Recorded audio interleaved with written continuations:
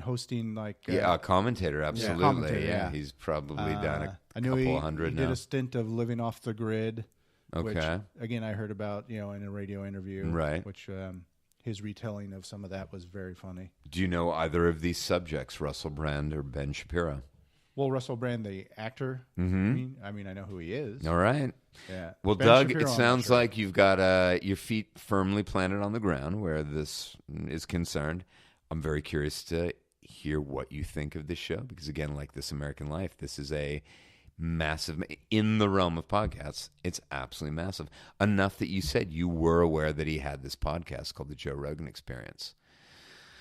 And we're going to all have to wait 1 week. Brandon, thoughts?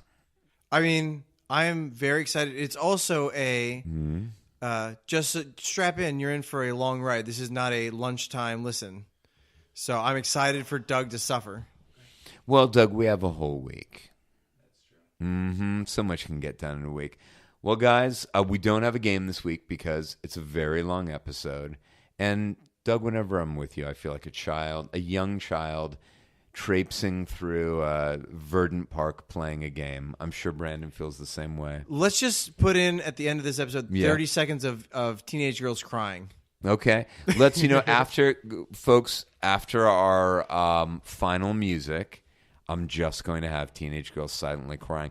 Now, you should know, you might remember, these girls, I believe, or at least a significant segment of them, were required to take a vow of silence, so they could really only cry. They couldn't express themselves verbally. Remember that? That's right. They weren't allowed to talk until after the distinction had been given. Exactly. So if you're a fucking weirdo that likes hearing little girls cry, there's going to be a lot of it at the end of the show, but I'm going to mercifully put it after the music.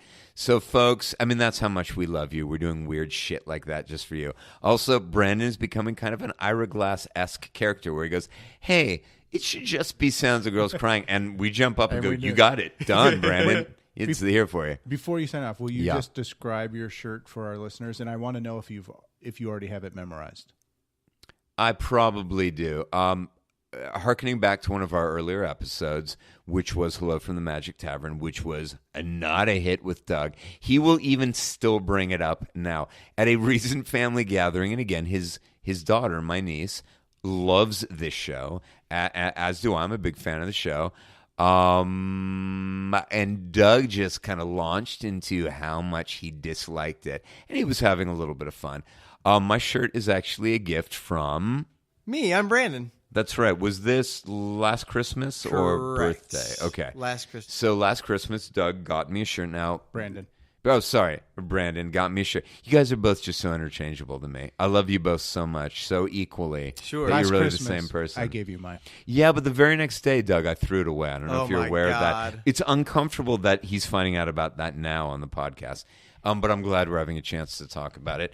Anyway, yes, it is basically if you want to call it the catchphrase, what's supposed to be, to some, humorously long name of one of the three hosts of the show, Usador the Wizard. And so this shirt is simply the entirety of what Usador says. And, of course, I did include a clip of that on our podcast. Was that, Lee, 9-10? Yeah. Okay, it was Magic Tavern. And you can hear Usador with his name. Do you want to see if I can do it from memory? I'm curious, yes. I think just because I've heard the show so many times, I want our listeners to know I never sat down and tried to memorize this. You know what? I'm going to be honest with you, Doug. I'd rather not do this. It's a little too fucking nerdy. I totally understand why you'd ask that. I'm going to tell you right now, the benefit of being me is I'm going to say no. Right. I want to say on this long episode, I was really happy John was wrapping things up, and then Doug just jumped in and tried to extend the episode by another 20 minutes or so. Honestly, though, it wasn't based on nerdiness, the question, but it's because I am always fascinated by your memory. And so, I mean, Doug's now trying to butter me up. Now, if I do it, you don't have to. Okay, you truly don't. But I can tell you, Doug. What we'll do is we'll just put a photo of you in the shirt on the website. Absolutely. And then we can have a little video clip of you giving testimony as to whether I was, after this record, able to do it or not. But for folks who just want more of us, like video clips of weird shit that we've done or done to ourselves, like Doug horribly injuring himself in his side yard, which that video never gets old. It is great. And Doug is a real trooper. You can go to mgltpodcast.com.